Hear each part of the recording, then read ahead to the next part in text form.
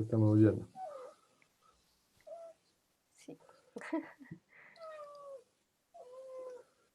Ya tú no vayas a opinar nada, bueno. Va a tocar que lo presentes. Bueno, somos tres. Bueno, ya estamos en vivo, ya. Bueno, habemos dos personas.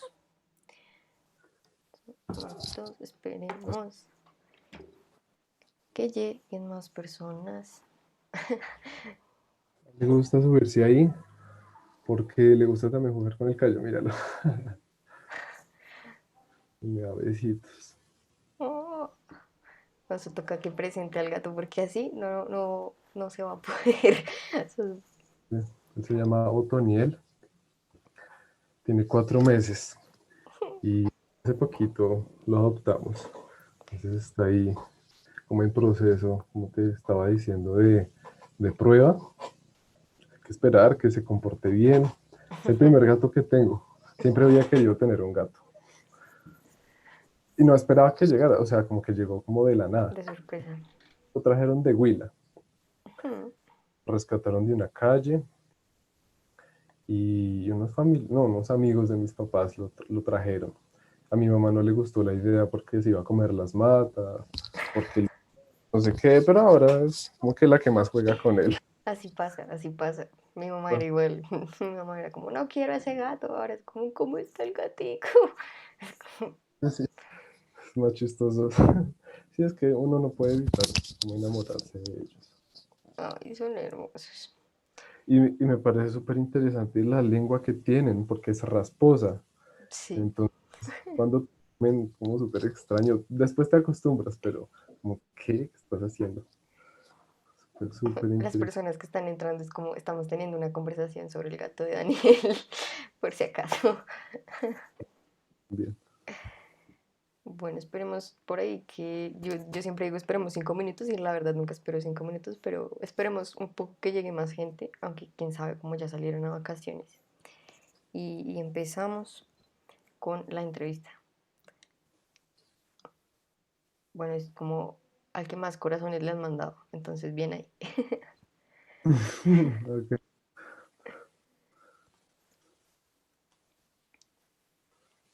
¿Dónde estará la gente?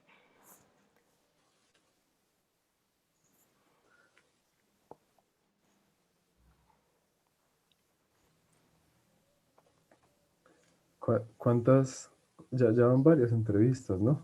Sí, creo que esta es la, uy, hijo de madre, como la octava, novena, creo. Sí, todos los jueves, como desde que empezó octubre, empezamos con las entrevistas. Entonces, pues, bueno, yo voy a ir empezando, que igual, bueno, como para presentarme a las personas que no me conocen y pues darle la bienvenida a Daniel. Yo soy Leo y como todos los jueves les doy la bienvenida a nuestra sección en Conexión, donde tenemos entrevistas con los autores de los contenidos que hemos publicado en Conexión Externado. Ya saben que este es un espacio para los y les estudiantes de comunicación social y periodismo de la universidad.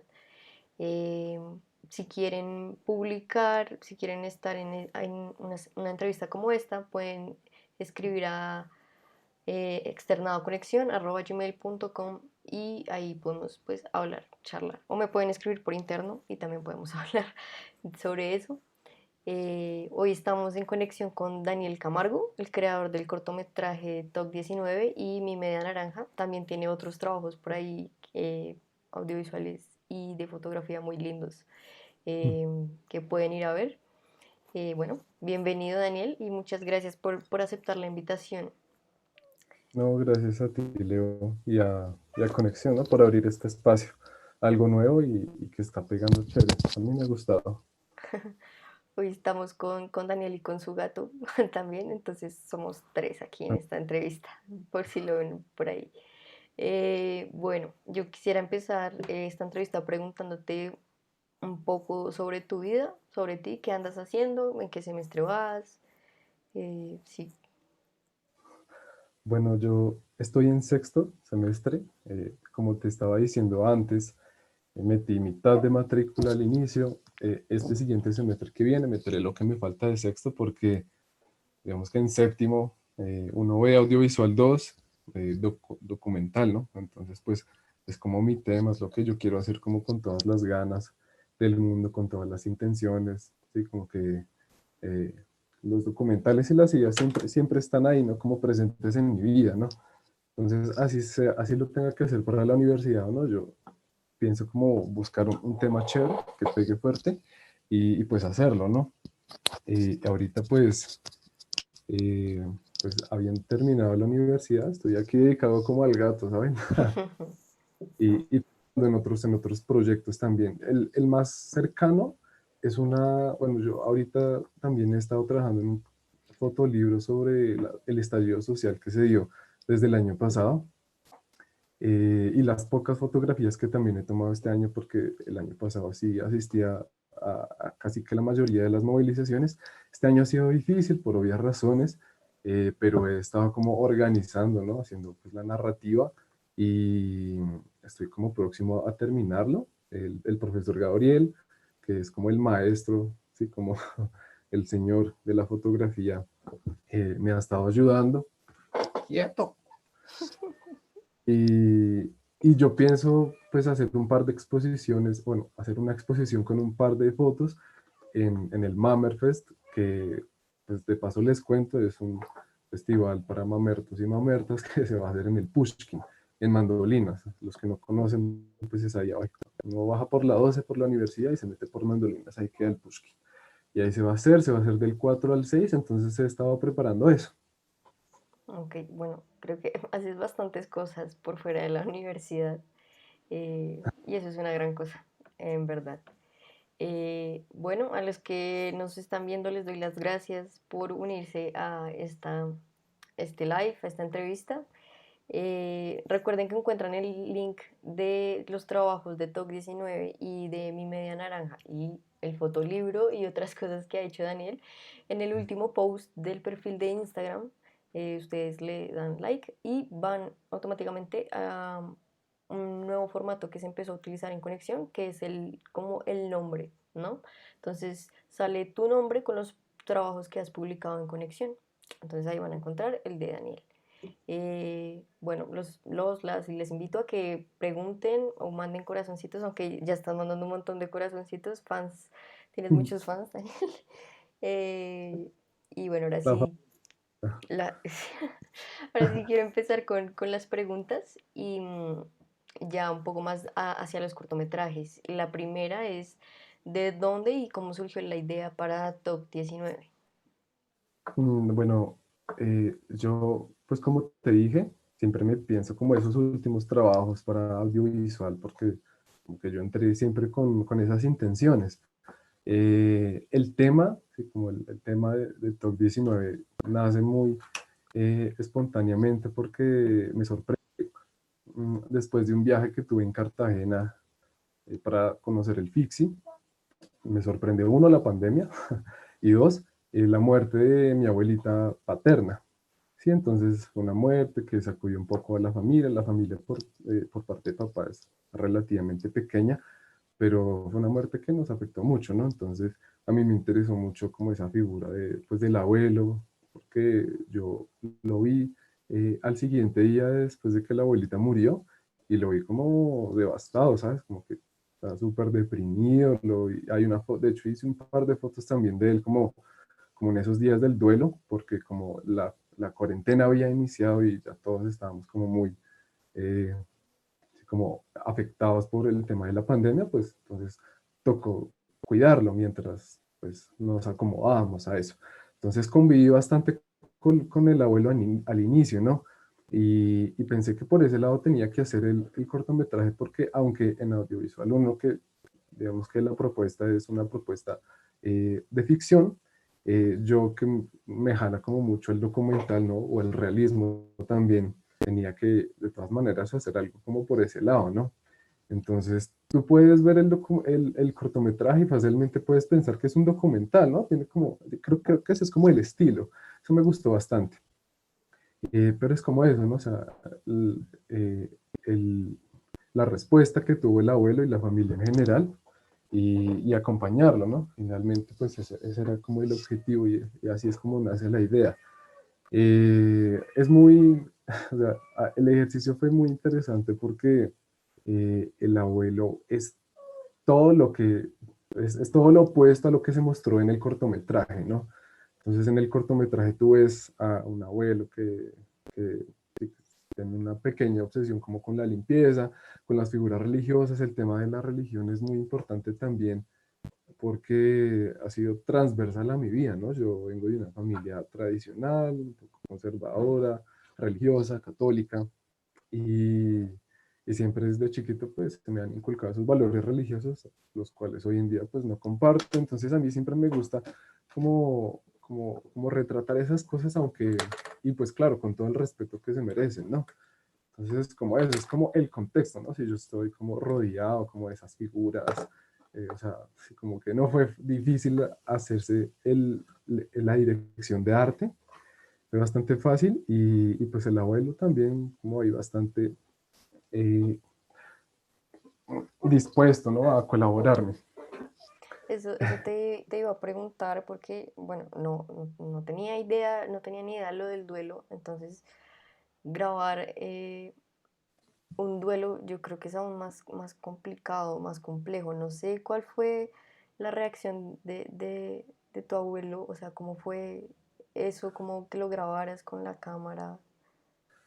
Claro, no, eso al inicio fue difícil. De hecho, hubo varias escenas que yo saqué o que finalmente no hice, porque de pronto eran un poco como duras con él, ¿no? Entonces yo le mostraba fotos de la abuela y lo quería grabar mientras él las veía, pero él las veía y en el momentico se ponía a llorar, ¿sí?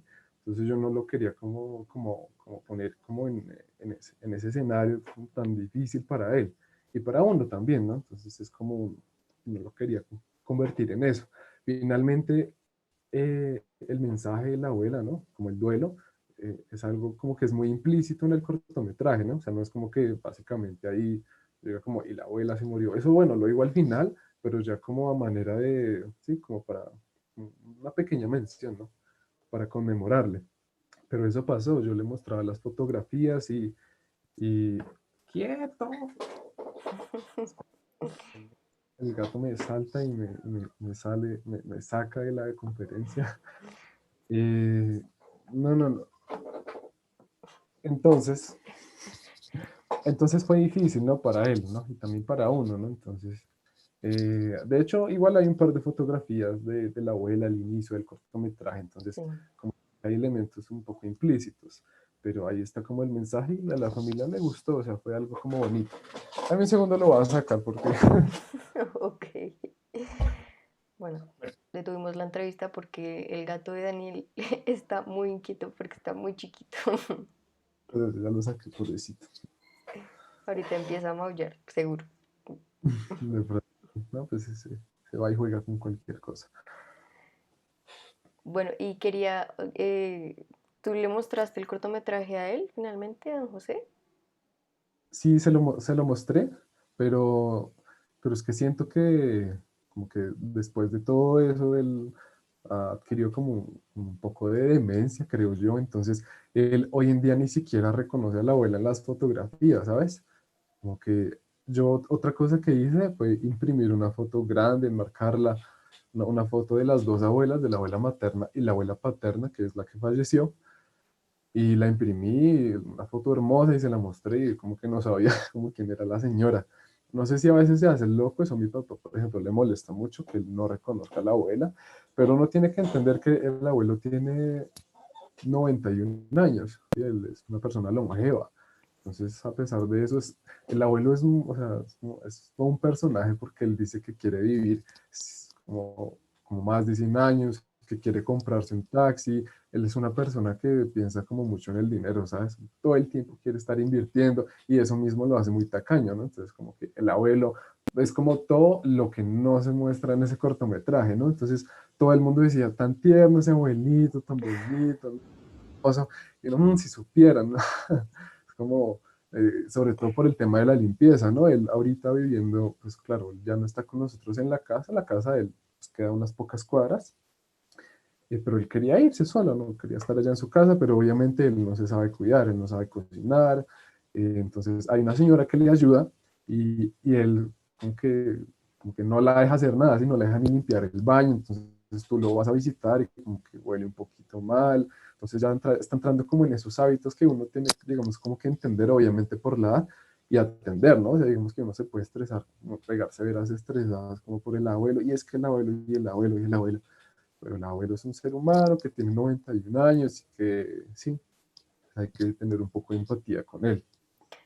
Em, ya que hablamos de los abuelos, eh, no sé si fue casualidad que el otro cortometraje que hiciste, que fue Media Naranja, también los protagonistas fueran dos abuelos o, o simplemente fue coincidencia. O sea, No, no, no, de hecho no. De hecho, mis conocidos me molestan un poco con eso, porque como con el fetiche con los abuelitos y en lo general como que yo vivo un abuelito en la calle, en cualquier lado, y yo tengo una imperiosa necesidad de, de tomarle una foto o de grabarlo, ¿sí? O sea, como que sí son temas que han estado muy presentes en, en esa, sí, como en esa carrera. Y no lo es, sí, digamos que siento que las personas mayores pues tienen un rostro, tienen un nombre y sobre todo tienen muchas historias que contarte, ¿no? Entonces eso es lo que a mí pues me fascina, ¿no? Y por eso siempre me veo poderosamente atraído como hacia ellos.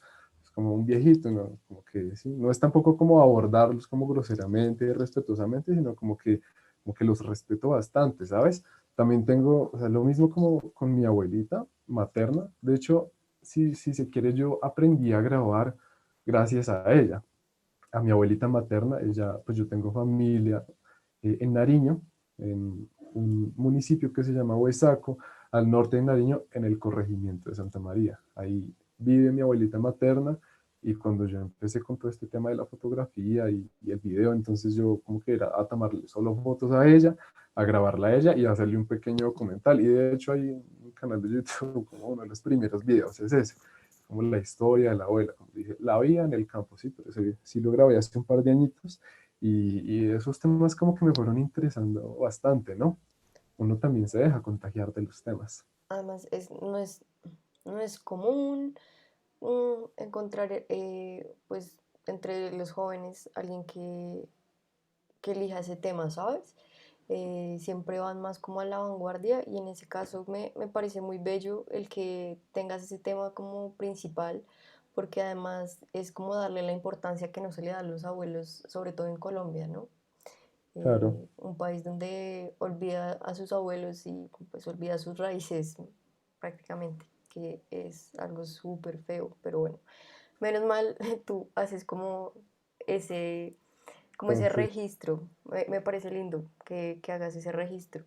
yo Eh, no fetiche con los abuelos, no, no.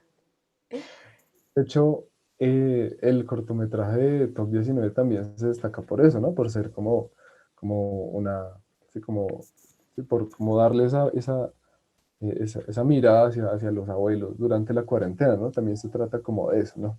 Un poco. sí.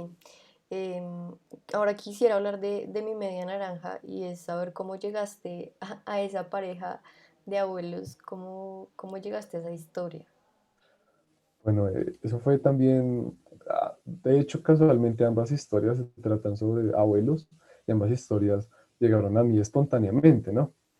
En este caso, yo estaba como hace 2 años, en el 2018, en Huila, en Pitalito, porque hay unos familiares allá, y yo llegué como, o sea, pues claro, yo tenía que ir a donde mis papás iban, y no podía pasar como año y Navidad donde yo quería, entonces ahí tenía que estar. Y además, pues, bacano conocer como el departamento del Huila. Y yo le preguntaba a los tíos, ¿no?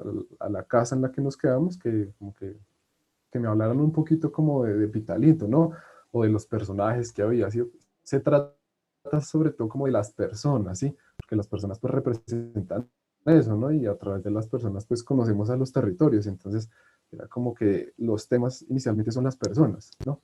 Entonces yo les preguntaba como que se contaban y ellos me hablaron sobre la historia de una señora que es como un tema delicado porque Es una señora desplazada, no, no recuerdo bien de qué parte, porque, bueno, de hecho creo que no lo dijo, pero ella es desplazada por la violencia y por eso como que se mudó a Pitalito.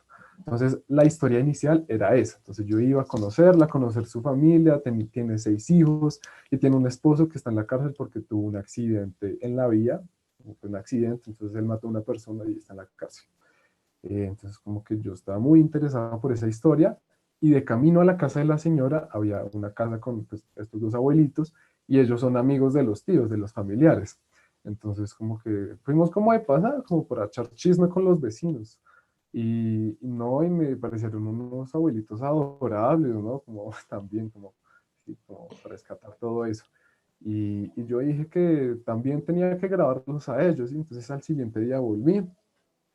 Fue realmente como, fueron unas entrevistas muy amenas y como que no tuve que planearlo mucho porque eso también pasa mucho como con los contenidos que yo tiendo a hacer, ¿no? No los planeo mucho en cuanto a pues, que voy a hacer una preproducción y un guión, porque de hecho a veces para mí es un poco ridículo pensar en hacer un guión para documentar porque, sí, porque es más bien como una especie de escaleta, ¿no? Que realmente el escritor del guión o el guionista es la persona a quien tú entrevistas, las personas con las historias. Entonces yo fui con esas intenciones y me hablaron, como que esa gente muy chistosa, uno ve el cortometraje y uno se ríe bastante y Sí. funciona, ¿no? Funciona bastante.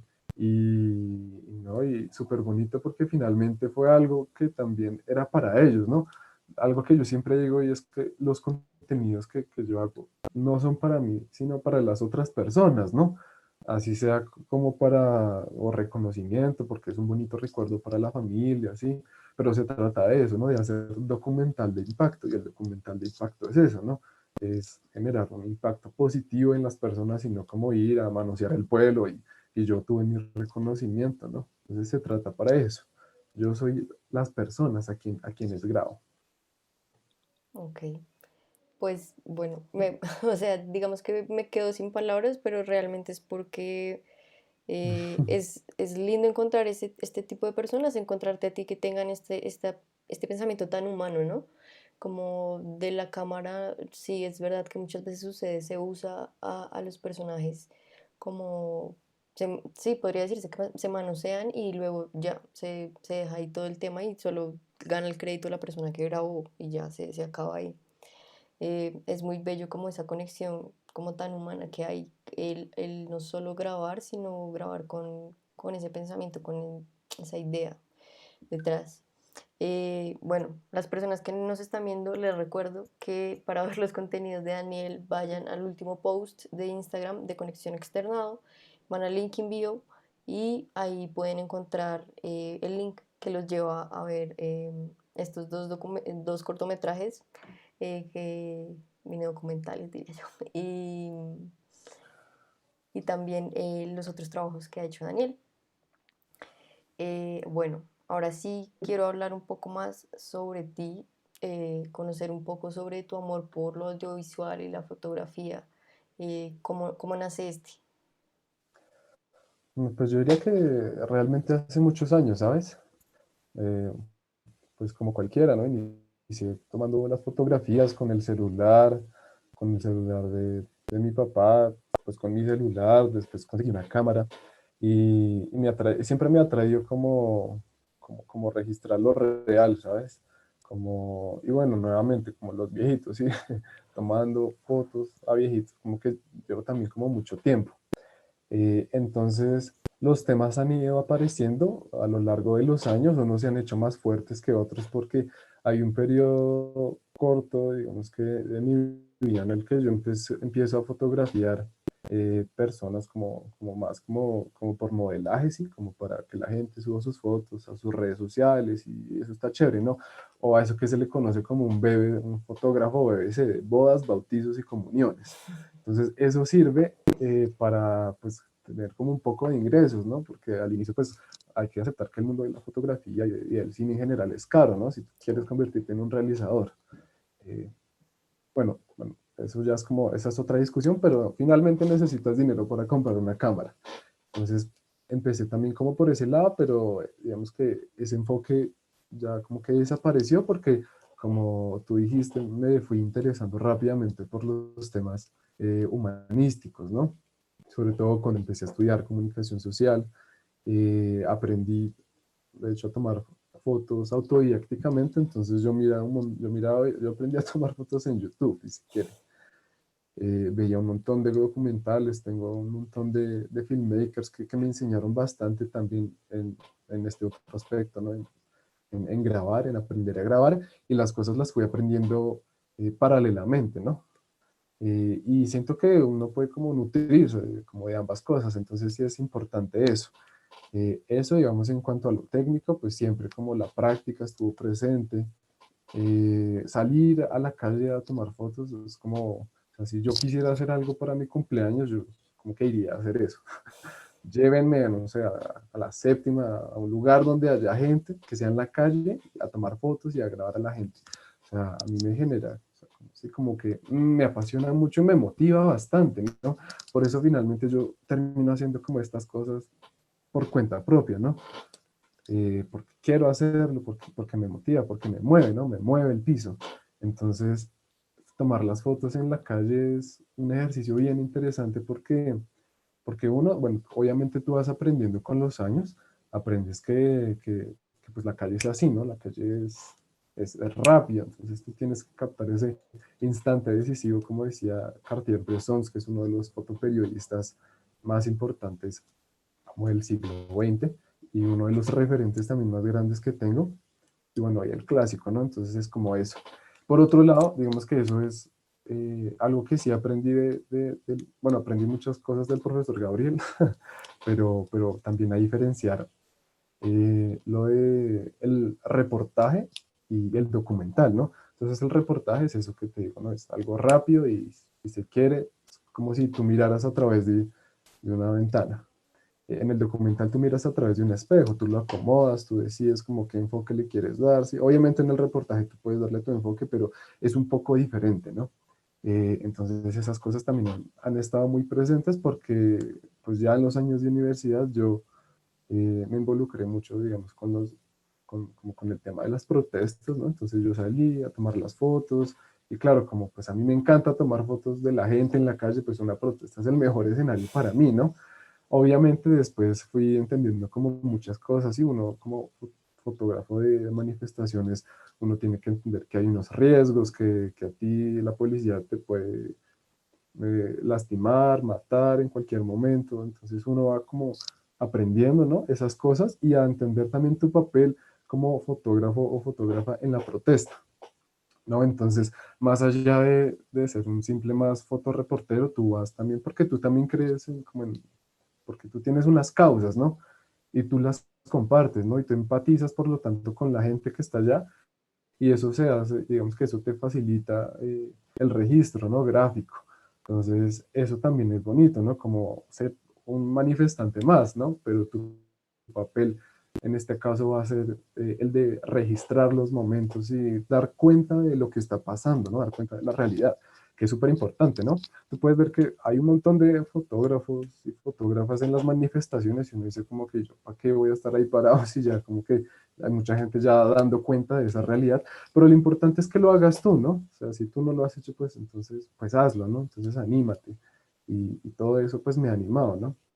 Eh, este año, sí, digamos, tristemente no se pudo salir bastante, pero ahí, como te dije, he estado organizando ese fotolibro sobre las manifestaciones desde el año pasado y ese es uno de los temas, ¿no? Los temas van apareciendo, pero digamos que lo técnico siento yo que va a ser lo que más fácil se va a aprender, ¿no?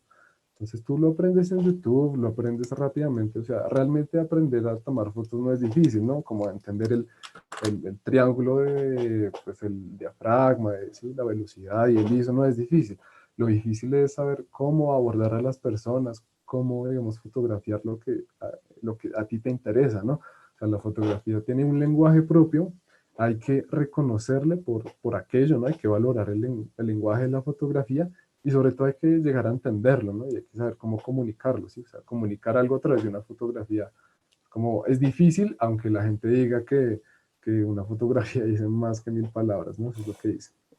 Pero igual sí es supremamente difícil, o sea, la verdad, bueno, tú dices que lo técnico se aprende y sí, se aprende, pero yo siento que para lo audiovisual y para la fotografía hay personas que tienen cierto ojo para eso, ¿sí? Como que no es tan sencillo como, por más que yo, digamos, lo vaya practicando y lo vaya aprendiendo, puede que no funcione de la misma forma que te funciona a ti, digamos, por esa pasión que traes también por la fotografía y todo lo que te mueve, ¿no? Y pues ya, o sea, comprendo un poco más que esa pasión por la fotografía documental y por grabar lo audiovisual es por los derechos humanos, o sea, lo documental son derechos humanos casi siempre, entonces es como retratar la realidad de lo que está sucediendo. Pues a esa conclusión llegaría yo de todo lo que tú me dices, ¿no? Y también que pues vuelvo y repito como es, en tu caso yo lo veo como, o sea, para mí sería muy bacano que yo pudiera tomar fotos como tú lo haces, pero no me funciona. No funciona de la misma manera. Entonces, Sí, yo creo que hay algo, hay, sí, esa pasión por las cosas con las cosas que hacemos, ¿no? Y creo que ese es el gran diferencial en ti, como la humanidad y la pasión por las cosas que hacemos. sí, finalmente también es una herramienta, ¿no? O sea, a lo que iba también es eso, digamos que nosotros podemos abordar los mismos temas, pero nosotros tenemos diferentes lenguajes para hacerlo, ¿no? Y todos son muy válidos y lo bonito es como encontrar esa pasión en comunicar las cosas y la facilidad en hacerlo a través de X o Y herramienta, ¿no? Pero es eso, ¿no? También como tú dijiste, resistir desde la fotografía y desde el cine, ¿no? Eso en mi caso, hay otra gente que tiene otros gustos, tiene otros estilos, otros temas, y eso es completamente válido. Y es bacano también como aprender de eso, ¿no? O sea, la fotografía surrealista, o al menos la que se hace desde Photoshop, me parece bacano, o sea, yo al menos no tengo como esas habilidades tan desarrolladas en Photoshop para como que crear como todos esos escenarios, o sea, no puedo, ¿no? Lo mío es como lo que es y ya, pero uno aprende de todo eso, ¿no? Si yo no hago pues, fotografía como de ese estilo, no significa que yo no pueda aprender de ahí, son las herramientas. Sí. Bueno, pues ya estas preguntas son para terminar, porque creo que hemos hablado, ha sido una conversación muy amena. Pregúntate ya por último cómo llegas a estos festivales de cine con estos cortometrajes. Además que para las personas que nos están viendo, el de Mi Media Naranja fue un proyecto que nace, o sea, por iniciativa propia de Daniel, o sea, no fue como un trabajo de la universidad que después fue publicado, no, al revés, como que nació la historia y fue como yo quiero que la publiquen y ahí está. Entonces, ¿cómo llegas a esos festivales? Yo tengo un amigo eh, que vive en Ibagué, él también hace cine, él es un duro en lo que hace, él como que bueno, yo lo conocí realmente también pues, por hacer lo mío, ¿no? Uno también como que empieza a conocer a la gente pues, en esas áreas, ¿no? Específicamente por un trabajo que yo hice con el Barrio Egipto, pues ahí también un documental que se llama Hermanos del Barrio, entonces, pues sí, nosotros los del externado estamos muy familiarizados con las historias del Barrio Egipto, pero es como eso, ¿no? Entonces, bueno, la publiqué y él me escribió, porque el amigo y la amiga se lo mandó, y entonces él le llegó a él. A él le gustó bastante y pues qué chévere encontrar a alguien que comparte como esa pasión, ¿no? Por el cine en este caso, específicamente el cine. Y empezamos a hablar desde Instagram, pues como que nos volvimos rápidamente amigos, ¿no? Pues lejanos, ¿no?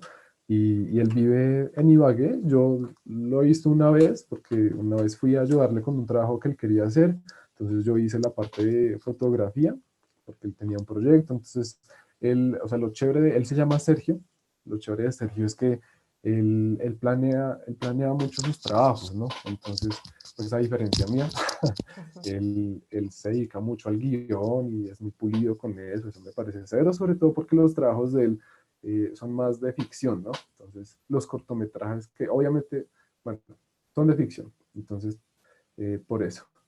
Y él, digamos que conoce mucho más de los festivales de lo que yo pues he llegado a conocer. Entonces, él siempre me dice, no, tú puedes publicar, mira, es como él es muy abeja.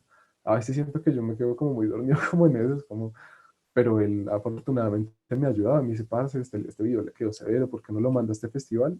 Y pues eso hice. Entonces él me mandó los dos festivales, el de San Bernardo, que queda en Tolima, y el de Sin Excusa, que queda en Huila. Entonces se llenó un formulario, realmente no es difícil aplicar a esos festivales, bueno, depende también como de qué festivales hables, pero son festivales como que muy populares, ¿sabes? Como que como del pueblo, el pueblo para el pueblo. El Festival de San Bernardo tiene una historia súper interesante porque fue un pueblo que fue afectado mucho por la violencia, ¿no? Específicamente por la presencia de las FARC en Tolima, ¿no? Eh, y fue un pueblo que tuvo muchos desplazados. Entonces, con el paso del tiempo, el, la violencia, si se quiere, disminuyó y la gente regresó en parte por el festival, ¿no? Y gracias al festival. Entonces la gente hacía contenidos de ellos, como para ellos. Entonces ese mundo de las imágenes, el movimiento, como que es muy bello, ¿no? Y eso pega mucho, ¿no? O sea, a la gente le gustó mucho. Entonces yo mandé el documental de Mi Media Naranja, les gustó, lo proyectaron. Esa fue una experiencia como hermosa, ¿sabes? O sea, ver tu trabajo y que otras personas disfruten de él y se rían, la gente se ría con los chistes que hacía Lucila, lo que decía Emiliano, o sea, era muy bonito, aunque no haya sido un público como enorme, ¿sí? O sea, de hecho, se hizo al aire libre, una mallita para controlar la luz, se proyectó y eso fue hermoso, aunque pues no se haya ganado, digamos que nada, o pues no sé, o sea, sí se ganó mucho, sí, pero no sé, realmente Premios seleccionó. como... ujú. Esa fue la experiencia y en el Festival de Huila pasó lo mismo, solo que yo no pude asistir, porque pues yo no podía irme hasta el Huila, ¿no? Pero digamos que ahí estuvo. Y bueno, el Festival de Sin Excusa que se hizo en Huila, siento que también se vio muy interesado por el documental de Mi Media Naranja, porque pues, se trataba sobre su territorio, ¿no? Sobre Huila y sobre Pitalito.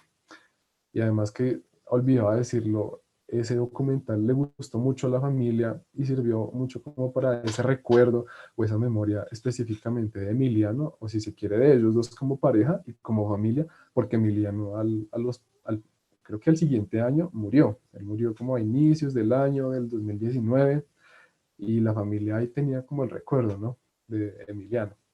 Y eso fue muy bonito. Bueno, ya ahora sí para finalizar, quisiera que le dieras como un consejo a los estudiantes que están como en primeros semestres eh, y que les gusta la fotografía y lo audiovisual, como que crees tú que es como lo más como importante.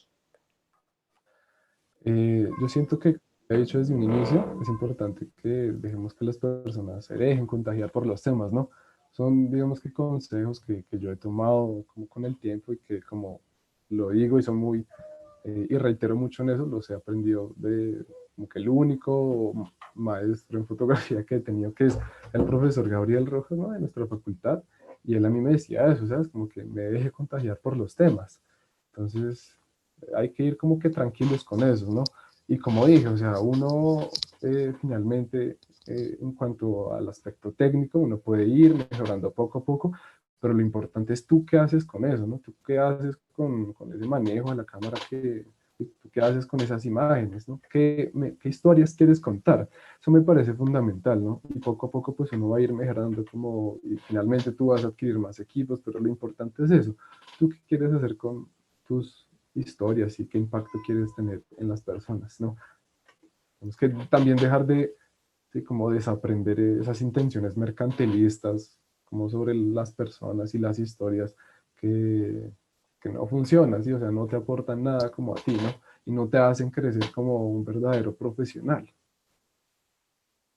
Bueno, Daniel, muchas gracias por sacar tiempo para esta entrevista. Te agradezco un montón y también por esta conversación tan amena. Mira, se nos fue el tiempo volando, se me pasó volando el tiempo, la verdad. Bueno, les recuerdo, vayan por favor a ver el perfil de Instagram de Conexión y ven el trabajo de Daniel en el link en vivo. Ahí pueden ver sus trabajos que realmente son muy, muy bellos. Les agradezco también a las personas que estuvieron hoy aquí en el en vivo. Por ahí vi que mandaron un montón de corazoncitos. Tienes muchos fans, Daniel. Y, y Amigo. nada. Gracias, Sí, gracias a ti, Leo, y pues a Conexión, ¿no? Por abrir estos espacios y a la gente por escucharnos. sí, gracias a la gente que estuvo todo el tiempo presente. Ya saben que si quieren publicar algún trabajo, escriben a externado@gmail.com y también si quieren estar en una entrevista como esta, pueden escribir a ese correo o me pueden escribir por la cuenta de Conexión Externado, ahí les respondemos. Entonces, bueno, muchísimas gracias y nos vemos el otro jueves en Conexión. Hasta luego.